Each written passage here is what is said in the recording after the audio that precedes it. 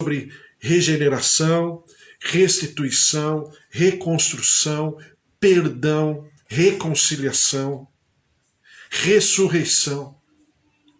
Então, é o momento que nós trabalhamos tudo isso exatamente para que a gente possa entender de que o Senhor está dando todas as oportunidades.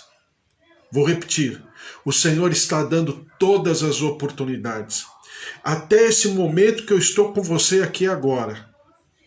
Você está aí na tua casa, ou no teu trabalho, ou nas tuas tarefas, nas tuas responsabilidades. Enquanto isso, eu estou aqui do outro lado e nós estamos lendo a palavra e pensando a respeito. E daqui a pouco nós vamos orar em comunhão. A Bíblia diz que a partir e através da qual as portas do inferno não prevalecem. Exatamente por causa dessa autoridade, dessa comunhão.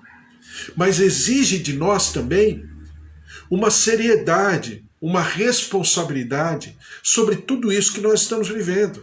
É muito importante e especial que a gente entenda que muitos, milhares, centenas de milhares de pessoas durante muitas gerações oraram, padeceram, foram zombados, foram mortos. Haja vista o que aconteceu ainda entre o Brasil colônia e o Brasil império, quando missionários aportaram aqui no Brasil e foram mortos pelos religiosos da época, missionários presbiterianos, missionários batistas, Então isso que nós estamos vivendo aqui não é pura e simplesmente porque é rede social, é isso e aquilo. Nós estamos vivendo aqui como resultado de pessoas que clamaram, que choraram, que oraram, que se derramaram, clamando ao Senhor para que o Senhor pudesse se manifestar na nossa terra. Então isso é de muita responsabilidade. E não pode passar desapercebido ou passar como se fosse um outro programa, como todos os outros programas. Não. Nós estamos pensando sobre a palavra do Senhor. Isso é muito, mas é muito importante e é muito sério. Quando a gente fala sobre escatologia, mais ainda, porque nós temos a figura da esperança. E tudo que nós pensamos a respeito. O livro do Apocalipse, eu até faço essa pergunta em uma das postagens que eu fiz ontem, eu faço essa pergunta, por que foi escrito o livro do Apocalipse? O livro do Apocalipse foi escrito, em primeiro lugar, para que nós pudéssemos saber e entender que Jesus está na glória, que Jesus está na sua plenitude, que ele venceu todas as coisas e vivo está. Em segundo lugar, para que nós tenhamos a certeza de que o Senhor está no controle de todas as coisas. Ele detém o domínio e a majestade em todos os níveis. Daí eu sempre falar para você que eu acho tão delicado de Mateus quando ele fala de reino dos céus no plural. Por quê? Porque quando ele fala de reino dos céus, ele está na verdade, demonstrando para nós que esse rei, o rei dos reis e senhor dos senhores, ele é rei em todos os níveis, em todos os ambientes espirituais. Seja lá na majestade, na presença do Pai, seja nos outros, como se fossem fatias, nas outras dimensões espirituais, seja debaixo da terra, seja no Hades, seja, como diz a outra palavra, em Sheol, seja lá onde os espíritos estão em prisão, não importa. Ele é Senhor de todas as coisas. E em terceiro lugar, para que nós tenhamos a esperança, e que essa esperança não apenas invada o nosso coração, mas nós sejamos propagadores, promulgadores, anunciadores né? Como a gente fala no nosso português, principalmente do Norte e Nordeste, né? Que nós façamos a anunciação, né? De que Ele é realmente o autor e consumador da nossa fé. E que nós temos toda a condição de vivermos conectados, aliançados, em comunhão plena com Ele e por causa e a partir e através dele com toda a Trindade. Então, claro que nós pensamos tribulação, e eu poderia falar, eu vou falar rapidamente, dos selos, das trombetas, tudo aquilo que está escrito no livro de Apocalipse. Claro, nós temos que estudar, temos que pensar, meditar e entender que o Senhor está nos falando e está nos alertando para que nós estejamos preparados para todas as coisas. Mas do outro lado, sempre pensando o seguinte: Ele tem o controle, Ele tem o domínio, Ele tem a majestade, Ele é o verdadeiro sol da justiça, Ele é a verdadeira estrela da manhã, né? Como a gente fala no nosso português, a estrela d'alva, né? Ou então a estrela da alva, né? Ele é aquela estrela que antes do amanhecer ela brilha e ela se mostra no céu. E a madrugada, né, da noite para a madrugada, ela é rompida por causa da luz dessa estrela. Então ele é a estrela, a verdadeira estrela da alva, ou como nós falamos no nosso português, estrela d'alva, né? Então vamos pensar a respeito. Apocalipse capítulo 1 fala sobre coisas importantes que eu quero falar aqui. Apocalipse capítulo 1, eu já falei ontem, eu só vou falar novamente e a partir daqui a gente vai conversar um pouquinho mais. Apocalipse capítulo 1, versículo 17 diz assim: quando vi, caí a seus pés como morto. Está falando sobre a manifestação, a aparição do Senhor Jesus, né? Porém ele pôs sobre mim a mão direita dizendo: não temas, eu sou o primeiro e o último. Glória a Deus. Aquele que vive, estive morto, mas eis que estou vivo pelos séculos dos séculos e tenho as chaves da morte e do inferno. Então, João está no momento crítico. Diz aí, né, os estudiosos, não, a Bíblia não fala a respeito, mas os historiadores dizem que João já havia sofrido todo tipo de flagelo. E um deles, que a maioria concorda que aconteceu, ele foi jogado como se fosse num caldeirão grande de água fervente. Ele foi lançado lá dentro. E ao ser lançado, os livros históricos, alguns deles dizem que ele ficou vivo e ele foi colocado para fora. E porque ele foi colocado para fora, logo em seguida, ele foi mandado para uma, vamos chamar assim, uma prisão domiciliar. Mas não era qualquer lugar, ela era a ilha de Patmos. A ilha de Patmos fica naquela região, né, do Mediterrâneo, aquela região ali entre Grécia, entre a Turquia, mais ou menos aquela região. E é eu chamo de borra de vulcão, né? Por quê? Porque é um vulcão que em algum momento da história da humanidade entrou em erupção e as suas lavas, né, se derramaram ali e ao se encontrar com o mar, esfriou e aí ficou uma borra, né? Eu chamo de borra, que são aquelas ilhas que são muito bonitas, né, na fotografia.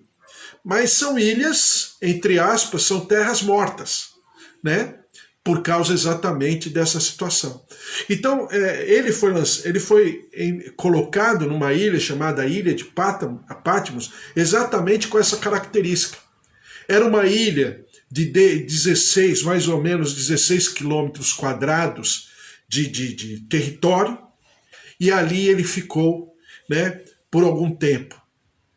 A palavra do Senhor fala que quando foi o dia do Senhor, possivelmente já se falava no domingo como sendo o dia da ressurreição, e obviamente ele estava na presença do Senhor, e aí o Senhor lhe apareceu. e o Senhor lhe trouxe toda a revelação. A Bíblia fala de que João teve toda a revelação e escreveu, né? Isso ele escreve antes de escrever, possivelmente antes de escrever o Evangelho de João. O Evangelho de João é o último livro, de maneira cronológica, é o último livro da Bíblia. É por isso que o Evangelho de João é diferente do Evangelho de Mateus, de Marcos e de Lucas. Até porque João não se utiliza como base do livro de Marcos. E ele fala de um evangelho mais voltado, né, para o amor e mais voltado para a pessoa do Espírito Santo. Exatamente, até porque ele vivia uma situação dessa, né? Ele vivia de maneira solitária. Alguns dizem que não é porque ele morreu, entre aspas, de morte morrida, porque ele morre já com quase 100 anos, que ele não tenha sofrido. Pelo contrário, ele foi o que mais sofreu, porque ele foi o que mais ficou vivo. Então ele sofreu muito mais do que todos os outros apóstolos que morreram muito antes dele. Então João carrega essas características. Ele fala muito do amor, ele fala muito do consolo, do conforto e da presença do Espírito Santo. João, ele se mostra, né, totalmente rendido à glória do Senhor. Agora, de uma coisa, e eu falo para você como uma marca, né? A marca da amizade. É aquilo que eu sempre falo. Quando as pessoas me perguntam, olha, mas será que quando a gente morre e depois a gente ressuscita, vai reconhecer os nossos queridos? Claro que vai reconhecer, eu falo. Aí eu dou exemplo do próprio Senhor Jesus. O Senhor Jesus teve em João o seu melhor amigo. Quando ele ressuscita, ao se revelar à humanidade, para quem que ele se apresenta? Claro, para o seu melhor amigo. Eles continuam amigos do mesmo jeito. Então a gente entende essa relação poderosa de amor. E é por isso que João, ele é uma pessoa, e ele se mostra uma pessoa de maneira muito, né, nas entrelinhas, de maneira subliminar. Ele se mostra uma pessoa amorosa, uma pessoa que tinha realmente uma relação com Jesus Cristo, mas muito próxima, muito pessoal e muito singular. Antes de falar do livro do Apocalipse, eu gosto de saber quem é a pessoa. Por que ela escreveu? Qual, em que patamares, sobre quais, né, sentimentos, ambientes que essa pessoa está escrevendo. Às vezes eu acho mais importante do que pura e simplesmente ler a Bíblia de maneira, desculpe a palavra técnica, de maneira exegética, né? Mas é muito mais do que isso. Então a palavra do Senhor mostra aqui um homem completamente rendido, que foi visitado pelo seu grande e maior amigo. E o seu amigo se dá mais uma vez a se conhecer. Agora de maneira glorificada. Agora de maneira completamente estabelecida, na perfeição e na plenitude. E esse João, glória a Deus por isso, ele nos mostra um Senhor Jesus completamente, né, vencedor e completamente conquistador e realizador da sua posição. Ele não conquista a sua posição porque ele é a segunda pessoa da Trindade, não.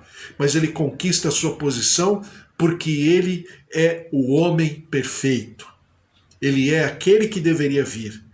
Ele é o modelo, ele é o gabarito, ele é o nosso exemplo eterno.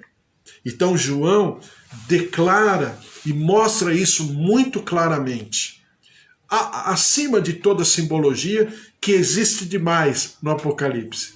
Acima de toda a revelação que também é maravilhosa. Mas existe essa relação.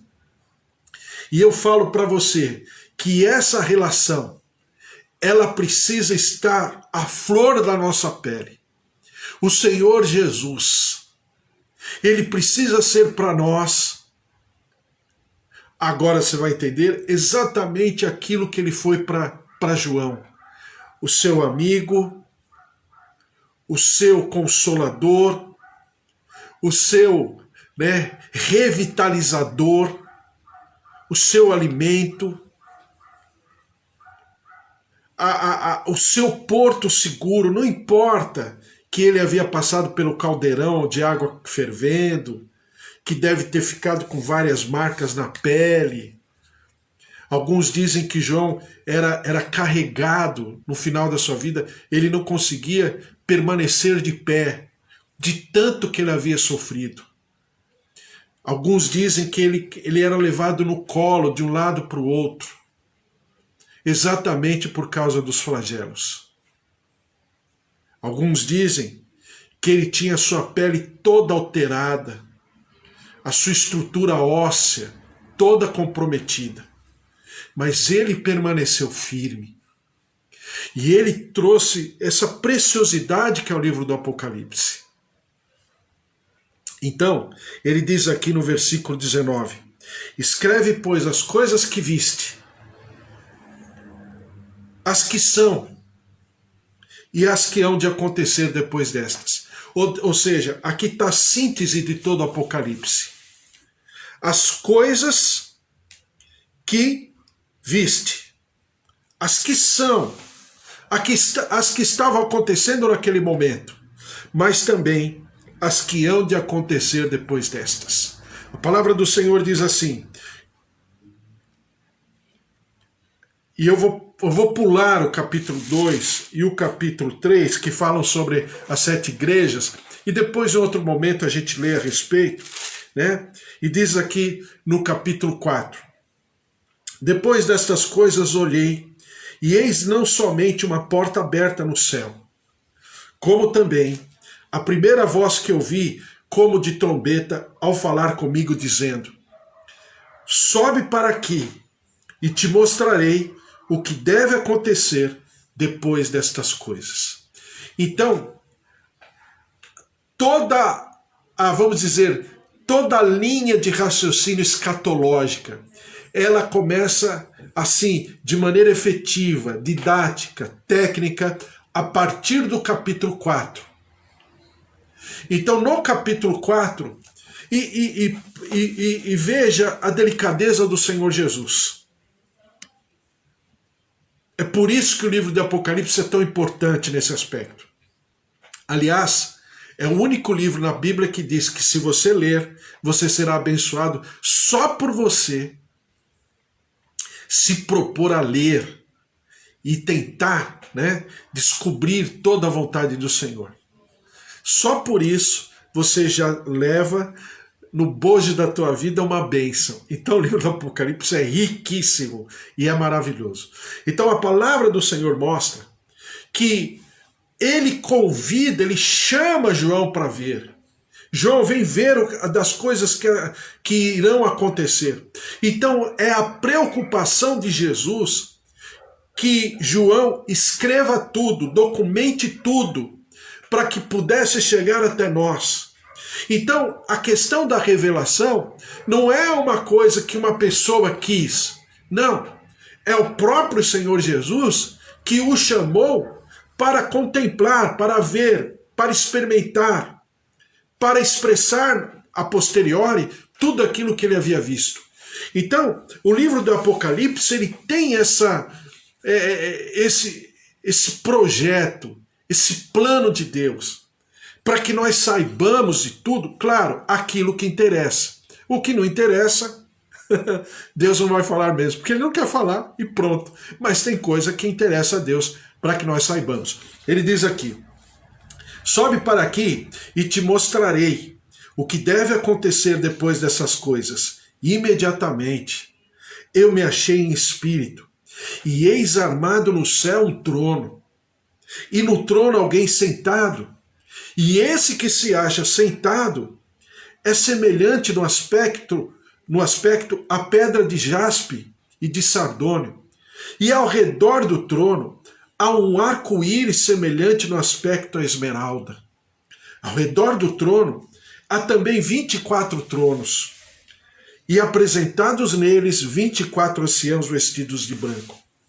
Do trono saem relâmpagos, vozes, trovões diante do trono.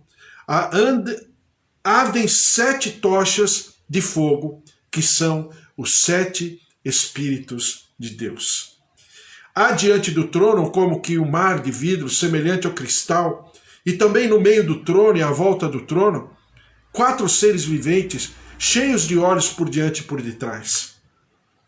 O primeiro ser vivente é semelhante ao leão, o segundo, semelhante ao novilho, o terceiro tem o rosto como de homem, e o quarto ser vivente é semelhante à águia quando voa.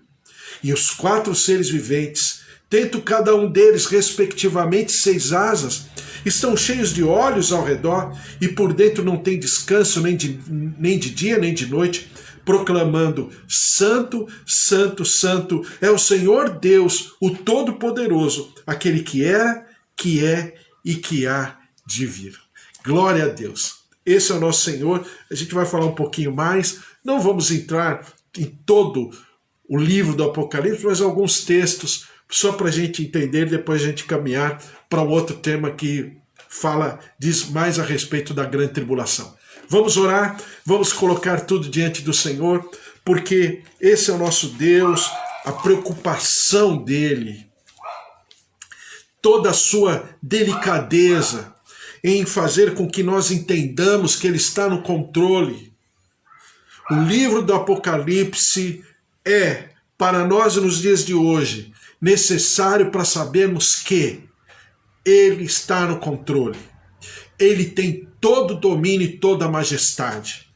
Eu sei que existem algumas teologias que defendem, né, principalmente aquelas teologias que são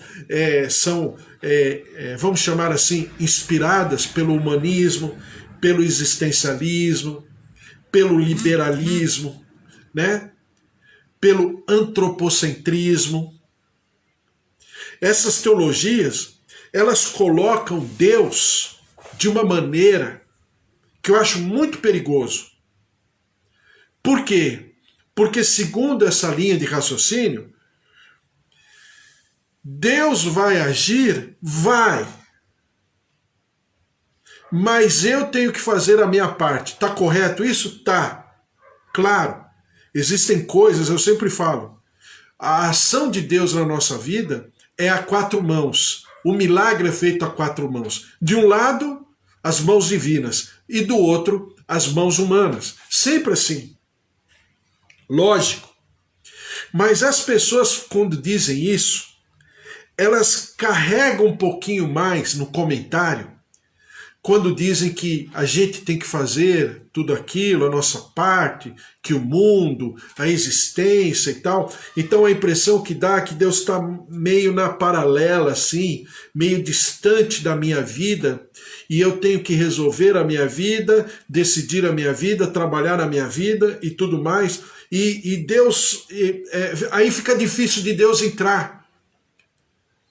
Porque aí, por exemplo, eu vou orar por cura, né? Eu vou orar por saúde. Aí eu já começo a falar dessa maneira, né? Olha, eu vou orar por cura, mas você sabe que a vontade de Deus é soberana. O que eu estou falando com isso? Pelo menos eu percebo isso, né? Eu estou falando o seguinte: olha, a gente vai orar porque tem que orar, né? Sabe como é que é? A gente ora, a gente vai orar.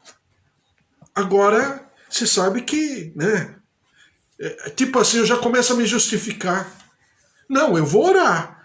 O que Deus quiser fazer, ou o que Deus quiser realizar, claro que cabe a Ele. Lógico, ninguém é idiota para saber que Deus está no controle. Mas que eu vou orar porque eu creio em cura, que eu já vivi cura, vivo cura e vejo cura, lógico.